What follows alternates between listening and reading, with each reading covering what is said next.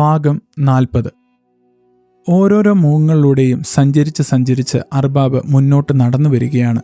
അയാൾ ഓരോ ചുവട് മുന്നോട്ട് വയ്ക്കുമ്പോഴും എൻ്റെ നെഞ്ച് അത്യുച്ചത്തിൽ മിടിച്ചു. മസ്രയിലേക്ക് ഇനിയൊരു തിരിച്ചുപോക്ക് സങ്കല്പിക്കുവാൻ എനിക്കാവില്ലായിരുന്നു. അള്ളാ, ഇനിയും വയ്യ, എന്നോട് കരുണ കാട്ടണേ. എൻ്റെ മനസ്സ് നീറിക്കരഞ്ഞു. എന്നാൽ ഹമീദിനെ പോലെ നിലവിളിക്കുവാൻ എനിക്ക് തോന്നിയില്ല.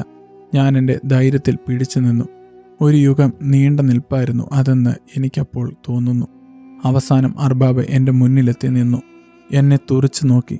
അയാളുടെ കണ്ണിൽ ഒരു മരുഭൂമി അലയടിക്കുന്നത് ഞാൻ കണ്ടു. അതിൻ്റെ ഭീകരത എന്നെ ഭയപ്പെടുത്തി. എന്നാൽ ഞാൻ കുലുങ്ങിയില്ല. ഞാനൊരു പരിചിതഭാവവും കാട്ടിയില്ല. എൻ്റെ മുഖത്ത് ഒരു പരിഭ്രമവും പിടഞ്ഞില്ല. എന്നെ പുറത്തേക്ക് വലിച്ചടയ്ക്കുന്ന നിമിഷം പ്രതീക്ഷിച്ച് ഞാൻ കാത്തുനിന്നു. എന്നാൽ കുറേ നേരം എൻ്റെ മുഖത്തേക്ക് നോക്കി നിന്ന ശേഷം അർബാബ് എൻ്റെ തോളിൽ ഒന്ന് തട്ടി. പിന്നെ എന്നെ അറിയാത്തതുപോലെ അടുത്ത ആളിലേക്ക് നടന്നു നീങ്ങി. എന്നെ പിടികൂടാനായി വന്ന അർബാബിന് പെട്ടെന്ന് അങ്ങനെയൊരു മനംമാറ്റം ഉണ്ടായതിനു പിന്നിൽ ഒരു കാരണവും ഞാൻ കാണുന്നില്ല. അത്ഭുതം, മഹാത്ഭുതം, അതല്ലാതെ മറ്റെന്താണ്? എന്നാൽ എൻ്റെ മനസ്സിൽ സംശയത്തിൻ്റെ 1-2 വലിയ കനലുകൾ കോരിയിട്ടിട്ടാണ് അന്ന് അർബാബ് മടങ്ങിയത്. അന്നത്തെ അറബി പരേഡ് കഴിഞ്ഞ് എനിക്ക് പരിചയമുള്ള ഒരു പോലീസുകാരനോട് സംസാരിക്കുമ്പോൾ ആ വന്നത് എൻ്റെ അർബാബായിരുന്നു എന്നും അദ്ദേഹം എന്നെ പിടികൂടാതെ പോയത് അള്ളാഹുവിൻ്റെ കൃപ ഒന്നുകൊണ്ട് മാത്രമാണെന്നും ഞാൻ പറഞ്ഞു.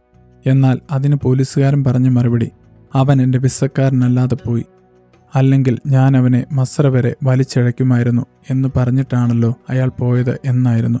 എനിക്ക് അതിശയം തോന്നി.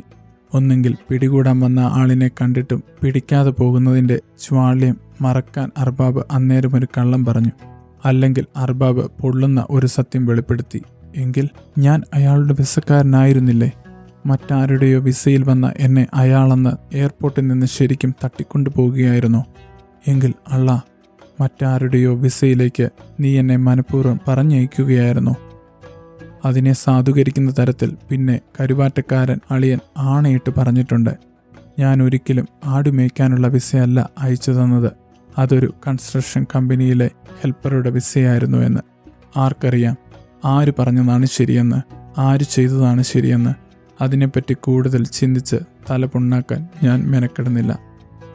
ആ ജീവിതത്തിലേക്ക് നടന്നു പോകേണ്ടത് എൻ്റെ വിധിയായിരുന്നു. ഞാൻ അതിനെ മറികടന്നു പോന്നു. അത്രയുമേ ഞാൻ വിചാരിക്കുന്നുള്ളൂ. അതിനപ്പുറം എന്തെങ്കിലും ഇനി ചിന്തിച്ചാൽ സത്യമായും എനിക്ക് ഭ്രാന്ത് പിടിക്കും. 3 ആഴ്ചകൾ കൂടി പിന്നെയും കഴിഞ്ഞു. എന്തെങ്കിലും കള്ളപ്പേപ്പറുമായി അർബാബ് എന്നെ വീണ്ടും തേടി വരുമോ എന്ന പേടിയിലാണ് ഞാൻ അത്രയും ദിവസം കഴിച്ചുകൂട്ടിയത്. എന്നാൽ അർബാബ് പിന്നെ വന്നില്ല. മറ്റാരെയെങ്കിലും അയാൾക്ക് ലഭിച്ചു കാണണം. അള്ളാഹുവിൻ്റെ സ്നേഹം ആ നിസ്സഹായനൊപ്പം ഇരിക്കട്ടെ. പതിവ് പോലെ ആ അറബി പരേഡിൻ്റെ പിറ്റേന്ന് എംബസി ജീവനക്കാർ വന്നു. ഞങ്ങളെല്ലാവരും വരിയായി നിന്നു. അവർ ഓരോരുത്തരെയും പേരുകൾ വിളിച്ചു. ഞാൻ ഒരു പ്രതീക്ഷയുമില്ലാതെ അലസമായി നിൽക്കുകയായിരുന്നു. പെട്ടെന്ന് എൻ്റെ പേര് കേട്ടതുപോലെ ഒരു തോന്നൽ. ഒരു നിമിഷം ഞാൻ ശങ്കിച്ചു. എന്നെയാണോ വിളിച്ചത്? എനിക്ക് തോന്നിയതായിരിക്കുമോ? അതെൻ്റെ പേര് തന്നെയാണോ? എന്നാൽ അവർ വീണ്ടും വിളിച്ചു, നജീബ് മുഹമ്മദ്. അപ്പോൾ ഞാൻ വ്യക്തമായും കേട്ടു, അതെൻ്റെ പേര് തന്നെ. വിങ്ങുന്ന ഹൃദയത്തോടെ ഞാൻ മുന്നോട്ട് കടന്നു നിന്നു. അത് കേട്ട് എൻ്റെ കൂടെയുണ്ടായിരുന്നവരിൽ നിന്ന് ഒരു ആഹ്ലാദത്തിൻ്റെ ശബ്ദമുയർന്നു. ജയിൽവാസത്തിൻ്റെ കാര്യത്തിൽ അക്കൂട്ടത്തിൽ ഏറ്റവും സീനിയോറിറ്റി എനിക്കായിരുന്നു. അന്ന് ഞങ്ങൾ 80 പേർക്കാണ് ഇന്ത്യയിലേക്ക് ഫ്രീ ഔട്ട് പാസ് ലഭിച്ചത്. അനധികൃത താമസക്കാരെ സർക്കാർ ചെലവിൽ സ്വദേശങ്ങളിലേക്ക് കയറ്റിവിടുന്ന ഒരു പദ്ധതിയുടെ ഭാഗമായിരുന്നു അത്. അതുകൊണ്ട് എനിക്ക് വേണ്ടി ടിക്കറ്റ് എടുക്കേണ്ട ബുദ്ധിമുട്ട് കുഞ്ഞിക്കായ്ക്ക് ഉണ്ടായില്ല. വേണമായിരുന്നെങ്കിൽ അതും അദ്ദേഹം ചെയ്യുമായിരുന്നു എന്ന് എനിക്കുറപ്പുണ്ട്. അതായിരുന്നു കുഞ്ഞിക്ക. എംബസിക്കാർ വിടുതൽ പേപ്പർ ശരിയാക്കുന്നതിനിടയിൽ കിട്ടിയ ഇത്തിരി നേരത്തെ ഞാൻ കൂടെ ഉണ്ടായിരുന്ന എല്ലാവരോടും യാത്ര പറഞ്ഞു. എല്ലാവരെയും സമാധാനിപ്പിച്ചു. പോലീസുകാരെ കണ്ടു, അവരോടും യാത്ര പറഞ്ഞു.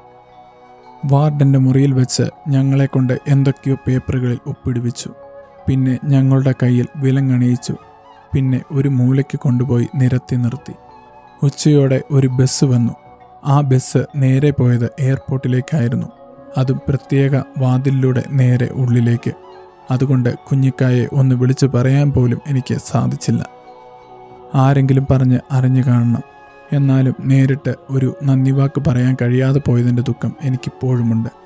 ലോകത്തിൻ്റെ ഏതെങ്കിലും കോണിലിരുന്ന് അദ്ദേഹം ഇത് വായിക്കുകയാണെങ്കിൽ ആ അപരാധത്തിന് അങ്ങ് എന്നോട് പൊറുക്കുമെന്ന് ഞാൻ ആശിക്കട്ടെ. രാത്രിയോടെ വിമാനമെത്തി. എംബസി ജീവനക്കാർ ബോർഡിംഗ് പാസ് വിതരണം ചെയ്തു. ഞങ്ങളെ കൂട്ടത്തോടെ വിമാനത്തിലേക്ക് നടത്തി. വിലങ്ങണിഞ്ഞ 80 ആടുകളെ ഒരു മസ്രയിലേക്ക് ആട്ടിത്തെളിച്ച് കയറ്റുന്നതായിട്ടാണ് എനിക്കപ്പോൾ തോന്നിയത്. അതിലൊരാട് ഞാനായിരുന്നു. ആടുജീവിതം. പിൻകുറിപ്പ്: ഒരു ദിവസം സുനിൽ എന്ന സുഹൃത്താണ് വളരെ യാദൃച്ഛികമായി നജീബ് എന്നൊരാളെക്കുറിച്ച് എന്നോട് ആദ്യമായി പറയുന്നത്. നമ്മൾ എവിടെയൊക്കെയോ വിവിധ ഭാഷകളിലൂടെ കേട്ടിട്ടുള്ള ഒരു ഗൾഫ് കഥയുടെ ജീവിതാവർത്തനം എന്നേ എനിക്കന്നേരം തോന്നിയുള്ളൂ. ഞാനതത്ര ഗൗരവമായി എടുത്തില്ല. എന്നാൽ സുനിൽ എന്നെ നിർബന്ധിച്ചുകൊണ്ടിരുന്നു. നീ പോയി നജീബിനെ കാണണം, അയാളോട് സംസാരിക്കണം, അയാൾ പറയുന്നത് കേൾക്കണം, കഴിയുന്നെങ്കിൽ എഴുതണം. ഒരു ചെറിയ പ്രശ്നം പോലും നേരിടാനാവാതെ കൂമ്പിപ്പോകുന്ന നമുക്കൊക്കെ അയാളൊരു അനുഭവമാണ്. ഞാൻ പോയി നജീബിനെ കണ്ടു. വളരെ നിർമ്മലമായ ഒരു മനുഷ്യൻ. അതൊക്കെ ഒത്തിരി പണ്ട് നടന്നതല്ലേ, ഞാനതൊക്കെ മറന്നുപോയി എന്നായിരുന്നു അതേപ്പറ്റി അന്വേഷിച്ചപ്പോൾ വളരെ സങ്കേചത്തോടെ ആദ്യം നജീബ് പറഞ്ഞത്. എന്നാൽ ഏറെ നിർബന്ധിച്ചപ്പോൾ നജീബ് പതിയെ ആ ജീവിതം പറയാൻ തുടങ്ങി. അതുവരെ മറന്നെന്ന് വിചാരിച്ചു കിടന്ന സംഭവങ്ങൾ ഓരോന്നായി നജീബിൻ്റെ കണ്ണിൽ നിന്നും പുറത്തു വരാൻ തുടങ്ങി. അതിൻ്റെ തീക്ഷ്ണത എന്നെ ശരിക്കും അമ്പരിപ്പിച്ചു കളഞ്ഞു. പിന്നെ ഒരുപാട് തവണ ഞാൻ നജീബിനെ കണ്ടു. അയാളെ മണിക്കൂറുകളോളം സംസാരിപ്പിച്ചു. ആ ജീവിതത്തിൻ്റെ ഓരോ സൂക്ഷ്മാംശങ്ങളും ചോദിച്ചറിഞ്ഞു. ഞാൻ കേട്ടിട്ടുള്ള കഥകൾ പലതും എത്രയധികം അവ്യക്തവും ഉപരിപ്ലവവും അനുഭവരഹിതവുമാണെന്ന് എനിക്കന്നേരം മനസ്സിലായി. കേൾക്കാൻ പോകുന്ന ജീവിതം ഒരു കഥയാക്കിയേക്കാം എന്ന ഉദ്ദേശമൊന്നും നജീബിനെ ആദ്യം കാണാൻ പോകുമ്പോൾ എനിക്കില്ലായിരുന്നു. ജീവിതത്തിൽ ഇങ്ങനെയും ചില അധ്യായങ്ങളിലൂടെ കടന്നു പോയിട്ടുള്ള ഒരാളെ പരിചയപ്പെട്ടിരിക്കുക എന്ന കൗതുകം മാത്രം. എന്നാൽ കൂടുതൽ അറിഞ്ഞപ്പോൾ എനിക്കതേപ്പറ്റി എഴുതാതിരിക്കാൻ ആവില്ലായിരുന്നു. എത്ര ലക്ഷം മലയാളികൾ ഈ ഗൾഫിൽ ജീവിച്ചു കൊണ്ടിരിക്കുന്നു. എത്ര ലക്ഷം പേർ ജീവിച്ച് തിരിച്ച് പോയിരിക്കുന്നു. അവരിൽ എത്ര പേർ സത്യമായി മരുഭൂമിയുടെ തീക്ഷ്ണത അനുഭവിച്ചിട്ടുണ്ട്. നജീബിൻ്റെ ജീവിതത്തിനുമേൽ വായനക്കാരൻ്റെ രസത്തിനു വേണ്ടി കഥയുടെ അടുക്കുകളും തൊങ്ങലുകളും ഏറെയൊന്നും വെച്ചുകെട്ടാൻ എനിക്ക് തോന്നിയില്ല. അതില്ലാതെ തന്നെ നജീബിൻ്റെ ജീവിതം വായന അർഹിക്കുന്നുണ്ട്. ഇത് നജീബിൻ്റെ കഥയല്ല, ജീവിതമാണ്. ആടുജീവിതം.